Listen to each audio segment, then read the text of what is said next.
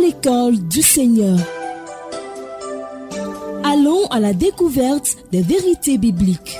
À l'école du Seigneur, instruisons-nous au pied du Maître. Nous vous laissons en compagnie du révérend Dieudonné Ngumbi. Notre nouveau thème, vous le connaissez, il s'agit de la pneumatologie ou la doctrine du Saint-Esprit. Après l'avoir introduit dans l'émission passée, aujourd'hui nous entrons dans le vif du sujet. Au microphone, votre serviteur Dieudonné Ngumbi. Nous parlerons aujourd'hui de la personnalité du Saint-Esprit. Il est important que nous puissions répondre à la question de savoir qui est le Saint-Esprit. Avant de répondre à cette question, je veux dire ce que le Saint-Esprit n'est pas. Le Saint-Esprit n'est pas une force physique ou une certaine puissance que l'on peut manipuler comme l'on veut. En lisant Acte 1, verset 8, où il est dit « Mais vous recevrez une puissance, le Saint-Esprit, survenant sur vous, et vous serez mes témoins. » On peut vite penser que le Saint-Esprit est une puissance, mais il n'en est pas question. Dans la Bible grecque, dans l'original, il y a un verbe, epeltontos, qui montre que la puissance vient du Saint-Esprit. Mais le Saint-Esprit lui-même n'est pas la puissance. C'est lui qui donne la puissance. C'est pourquoi certaines traductions rendent ces passages comme ceci. Mais vous allez recevoir une puissance, celle du Saint-Esprit, qui viendra sur vous. Vous serez alors mes témoins à Jérusalem, dans toute la Judée et la Samarie et jusqu'aux extrémités de la terre. Le Saint-Esprit n'est pas les esprits ancestraux ou les génies que certains adorent dans nos religions. Le Saint-Esprit n'est pas un mythe. Mais qui est le Saint-Esprit? Nous voulons dire que le Saint-Esprit, c'est une personne. Quand nous disons que c'est une personne, cela ne veut pas dire qu'il est une personne au même titre que nous les humains. Il est une personne, voudrait dire qu'il a une personnalité.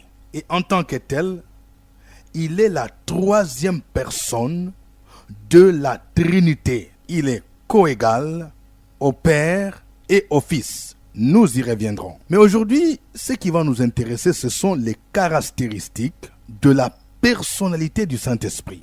La Bible nous montre certaines évidences de la personnalité du Saint-Esprit. Nous allons en citer 10. Voici la première évidence.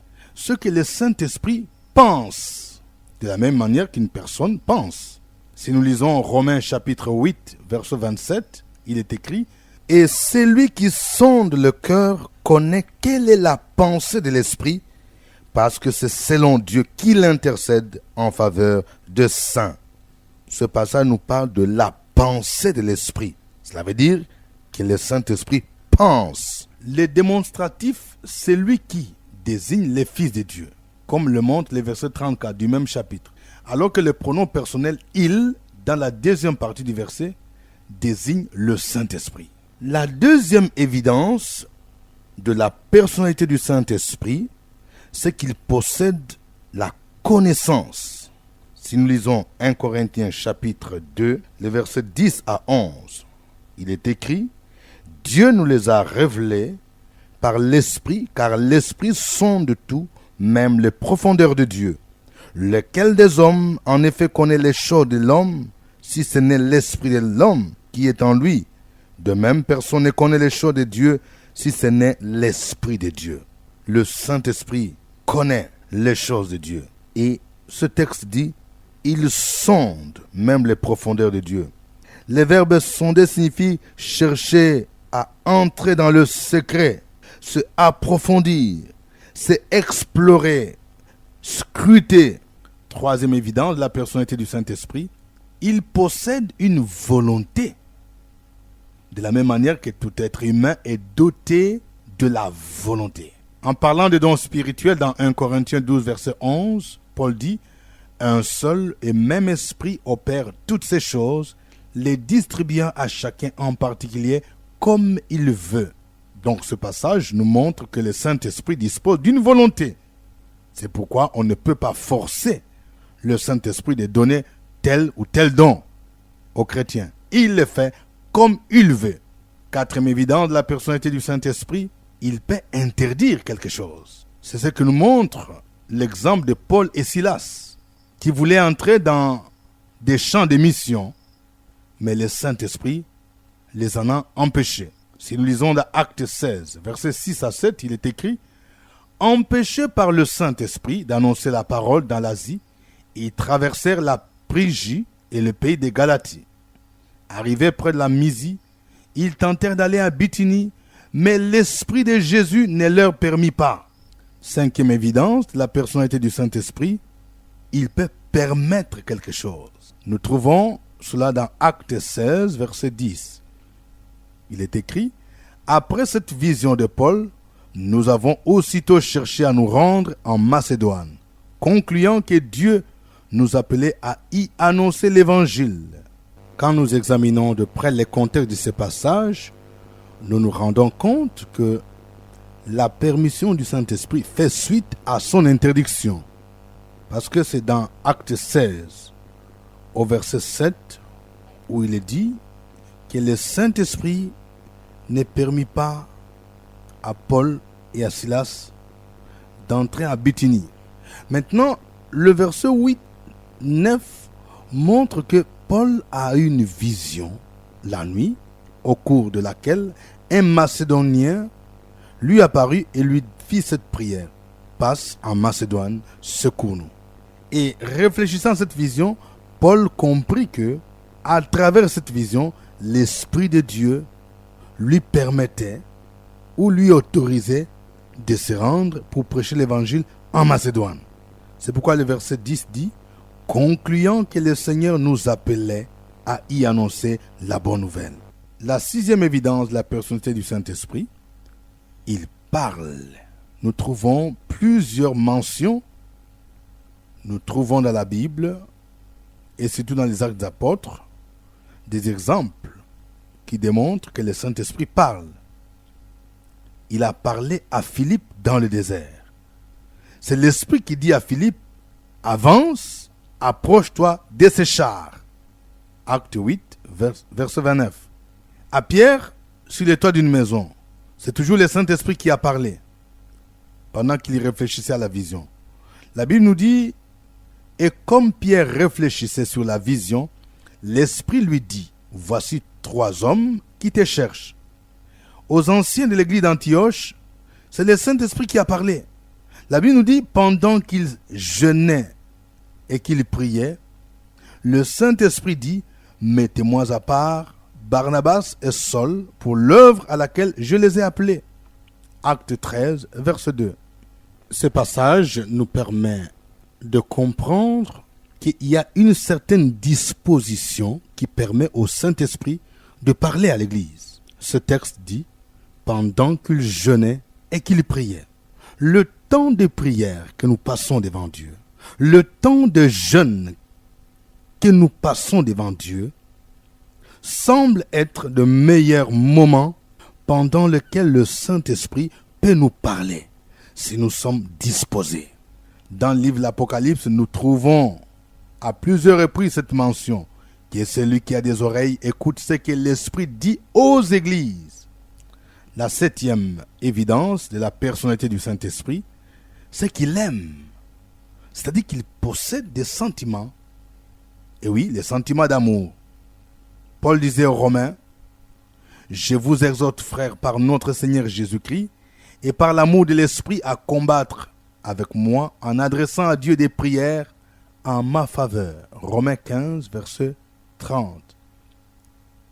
Il parle de l'amour de l'Esprit.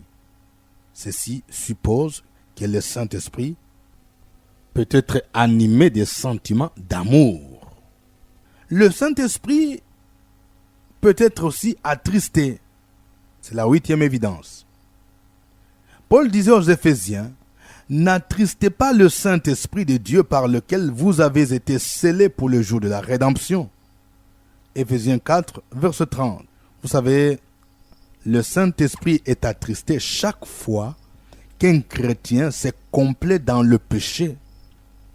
Le Saint-Esprit reste dans sa vie, mais il est attristé. C'est pourquoi Paul pouvait dire, « N'attristez pas le Saint-Esprit de Dieu, par lequel vous avez été scellés pour le jour de la rédemption. La tristesse qu'éprouve l'esprit est le prolongement de son amour. Parce que si une personne peut être mise en colère par ses ennemis, elle ne peut être attristée que par ceux qu'elle aime. 9e évidence de la personnalité du Saint-Esprit, ce que le Saint-Esprit prie. Il est cité parmi les intercesseurs. Dans Romains 8, verset 26, Paul dit, « De même aussi l'Esprit vient au secours de notre faiblesse, car nous ne savons pas ce qu'il nous convient de demander dans nos prières. Mais l'Esprit lui-même intercède par des soupirs inexprimables. » Ce passage nous montre que non seulement le chrétien lui-même est un intercesseur, mais le Saint-Esprit intercède en faveur du chrétien. Et il est fait par des soupirs inexprimables. Il adresse des prières à Dieu en notre faveur. Ce passage nous montre 3 raisons pour lesquelles le Saint-Esprit joue le rôle de l'intercesseur. Premièrement, c'est à cause de la faiblesse de l'homme. Romains 8, 26 dit, « De même aussi l'Esprit nous aide dans notre faiblesse. » La deuxième raison pour laquelle le Saint-Esprit joue le rôle d'intercesseur, c'est que la deuxième partie du verset 26 dit « Car nous ne savons pas ce qu'il nous convient de demander dans nos prières. » Et la troisième raison, c'est que le Saint-Esprit qui connaît la pensée de Dieu, il intercède selon Dieu. C'est-à-dire qu'il intercède selon la pensée et la volonté de Dieu. Nous pouvons dire qu'il est là pour parfaire ou corriger nos prières. C'est pour toutes ces raisons que la Bible nous dit « L'Esprit lui-même intercède par des soupirs inexprimables. » Et c'est souvent dans des moments difficiles de notre vie que le Saint-Esprit présente à Dieu ses ferventes prières en notre faveur. La 10e et la dernière évidence de la personnalité du Saint-Esprit, c'est qu'il conduit, il entend et il annonce. Nous trouvons toutes ces actions dans Jean chapitre 16, le verset 13. Il est écrit, « Quand le Consolateur sera venu, l'Esprit de vérité, il vous conduira dans toute la vérité, car il ne parlera pas de lui-même, mais il dira tout ce qu'il aura entendu, et il vous annoncera les choses à venir. » Donc, toutes ces actions démontrent que le Saint-Esprit agit comme une personne. Il a une personnalité parce qu'il peut conduire quelqu'un. Il entend. Non seulement il parle, comme nous avons vu, mais il entend. Et puis, il annonce. Le Saint-Esprit est donc une personne. Il a une personnalité. Nous avons vu qu'il peut penser, il sonde le cœur humain, il possède une volonté, il peut interdire quelque chose, tout comme il peut permettre, il parle aux chrétiens. Il aime, il peut être attristé, il prie ou il intercède en notre faveur. Il conduit, il entend et il témoigne des choses à venir. Que Dieu vous bénisse et à très bientôt. C'était à l'école du Seigneur avec le révérend Dieudonné Ngombi. Une production de la radio Fréquence Vie, Abidjan, Côte d'Ivoire.